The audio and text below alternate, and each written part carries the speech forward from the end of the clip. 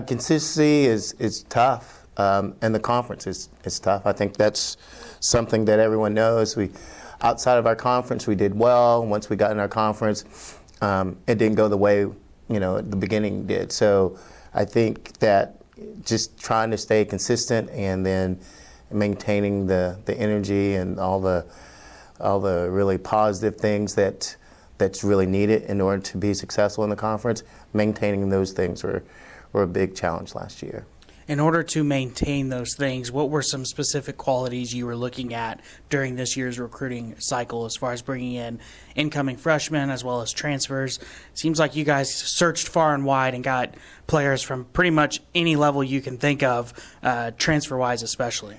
Well, I think one thing last year, we were freshman heavy, and that was intentional.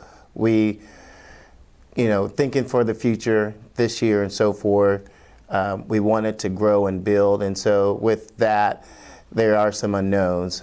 This year, our recruiting cycle was much more of an older group, a lot of transfers, just so we can now combine some of the freshmen and some of the older guys, and so now I think that consistency piece will become a little bit easier because we are older.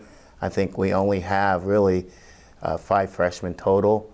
And so now when we look at the whole big picture, we have guys that had some experience from this year, or last year rather, that were here with us. And we brought in guys that had college experience already. So now it's a little bit older team, and I think I think the expectations are proper that we should be more consistent.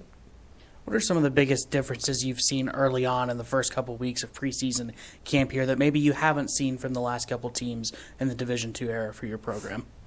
I think the start's always been good. I think the plan has always been good for the guys. So I'm going to give us another few weeks once we start, and I can start to see some of the differences. But every year it starts really well.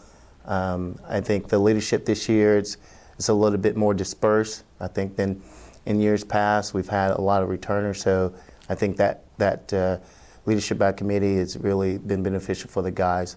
The load's been easier for each individual, but collectively they've gotten the job done so far.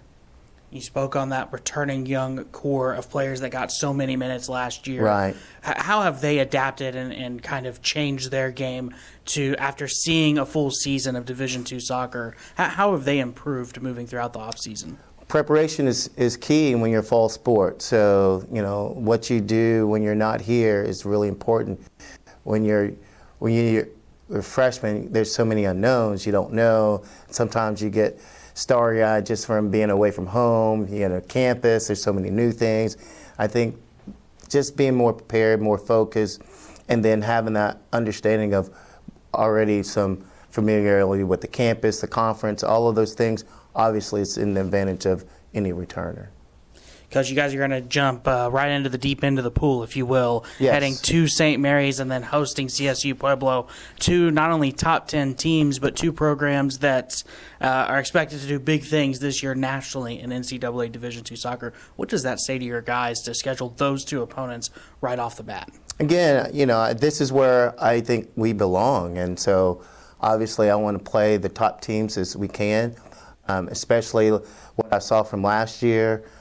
This is where I think we belong, and I think this is where we need to compete. I think the expectations from our program traditionally and just from what I know about the guys, I think this is where we should be. So that's where I hold my line with that group, and I believe in them. So, yeah, we should be playing these guys.